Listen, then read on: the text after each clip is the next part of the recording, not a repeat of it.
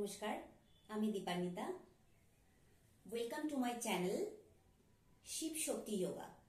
তো আমার আগের ভিডিওগুলোতে আমি দেখিয়েছিলাম প্রাণায়ামের ওপর বেশ কিছু জিনিস। আমার আগের ভিডিওটি ছিল অনুলোম বিলোম আর কপালভাতি। তো প্রাণায়ামের আরো অনেক ভাগ আছে, সেই কিছু আরো ভাগগুলো আজকে করে দেখাবো। তো আজকে প্রথম যেটা করে দেখাবো সেটি ভ্রস্তিকা আর কপালভাতি। তো যে যেমন ভাবে বসতে পারবে, বজ্রাসনেও বসতে পারে, আবার কেউ সুখাসনেও বসতে পারে, আবার কেউ পদ্মাসনেও বসতে পারে। তো প্রথমেই আমরা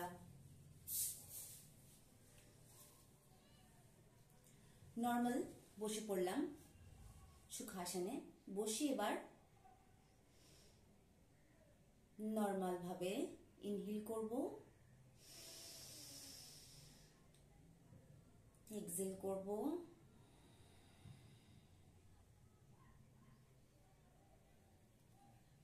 হাত এইভাবে রেখে মনকে স্থির করে শ্বাসকে খালি এক্সহেল করব, ইনহেল আর করব না।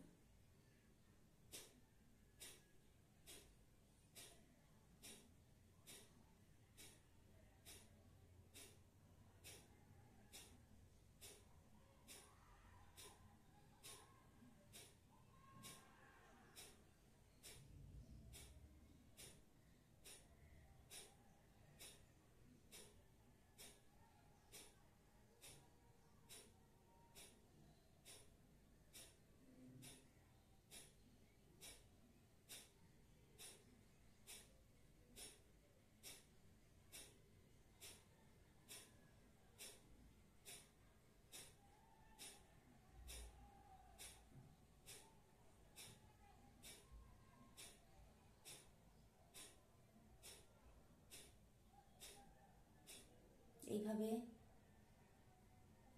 যে যতক্ষণ যতবার করতে পারবে, প্রথমে 50টা, তারপর 100টা, এইভাবে ধীরে ধীরে বাড়াতে হবে। প্রথমে এক ধাক্কায় কেউ বিভিন্ন রকমের ভিডিও দেখে 200, 100 একভাবে কেউ করতে যাবেন না। যারা প্রথম প্রথম এই কপালভাতি করছেন তারা অল্প অল্প করে, যার যেমন দম রাখতে পারবেন ঠিক তেমন ভাবেই করবেন। প্রথমে 50টা করবেন, তারপর আস্তে আস্তে আস্তে আস্তে কিছুদিন বাদে সেটা 100, তারপর 150, এরকম করতে করতে নিজের ক্যাপাসিটি অনুযায়ী ধীরে ধীরে বাড়াবেন।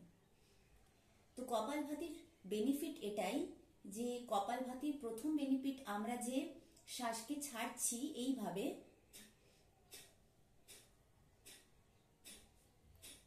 এতে প্রথম কাজ হচ্ছে আমাদের বেলি ফ্যাট। আমাদের পেটে যে অতিরিক্ত আজকাল ছোট বয়সী ছেলে মেয়েদের বা বিভিন্ন বয়সী ছেলে মেয়েদের দেখা যায়, তা সেই বেলি ফ্যাটকে মানে চর্বির ভাগকে খুব তাড়াতাড়ি গলাতে সাহায্য করে। ফ্যাট একদম চলে যায়। এবার হচ্ছে খাবার পাচন তাড়াতাড়ি হয়, তার মানে আমাদের ডাইজেস্ট প্রক্রিয়া খুব স্ট্রং হয়, যার ফলে আমাদের কনস্টিপেশনের প্রবলেম চলে যায়। আর পেটের বিভিন্ন রকম রোগ, বিভিন্ন রকম জিনিস এবং এগুলো দূরীভূত হয় কপালভাতি করলে। যেহেতু আমরা কপালভাতিতে ইনহেল একবারই করছি আর বারবার যে প্রসেস দেখাচ্ছি এক্সহেল, যেমন এইভাবে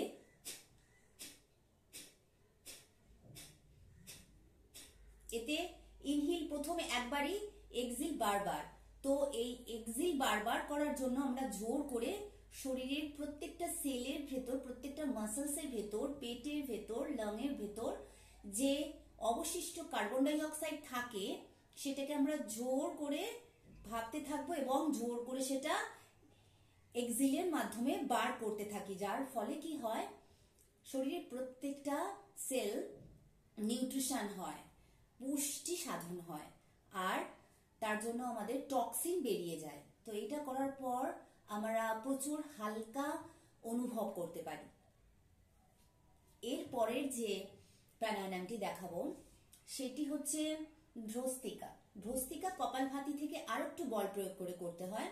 যেমন আমরা ইনহেল করব, তখন হাতকে আপে নিয়ে যাব, এবং যখন এক্সহেল করব তখন তার সাথে সাথে হাতকে ডাউনে নিয়ে আসবো। এইভাবে ইনহেল,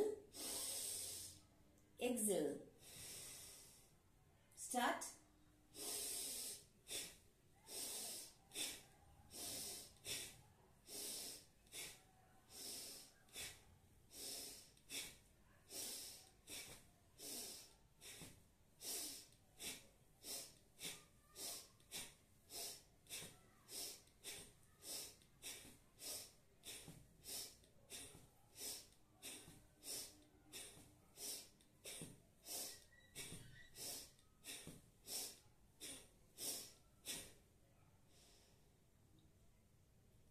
এই ভ্রস্তিকার মাধ্যমে আমরা আরো একটু বল প্রয়োগ বেশি করছি কপালভাতির তুলনায়। তো ভ্রস্তিকাতে হয় কি, আমাদের যে রক্তের মধ্যে আমরা জোর করে, লক্ষ্য রাখবেন, অক্সিজেনকে ঢোকাচ্ছি আরো বেশি প্রেসার করে, যেটা আমাদের নর্মাল যায় তার থেকে বেশি প্রেসার করে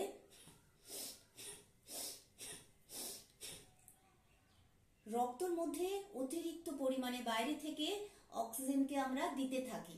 যার ফলে রক্ত যদি অক্সিজেন যুক্ত বেশি হয় তাহলে শরীরের প্রত্যেকটি অর্গান দুর্দান্তভাবে কাজ করে, এবং এটির মেন যে কাজ সেটি হচ্ছে রক্তের যে চাপটা ব্রেনে যায়, এতে ব্রেনের পক্ষে খুব পুষ্টি সাধন হয়।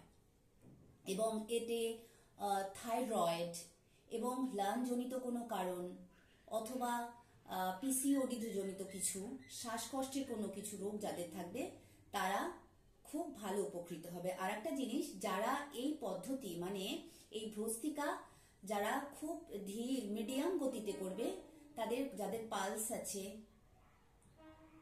যাদের ফিসুলা আছে, যাদের কোনো হার্টের প্রবলেম আছে, তারা এটি খুব ধীরে ধীরে প্রয়াস করবে। আজকের মতো এখানেই শেষ করলাম। নমস্কার।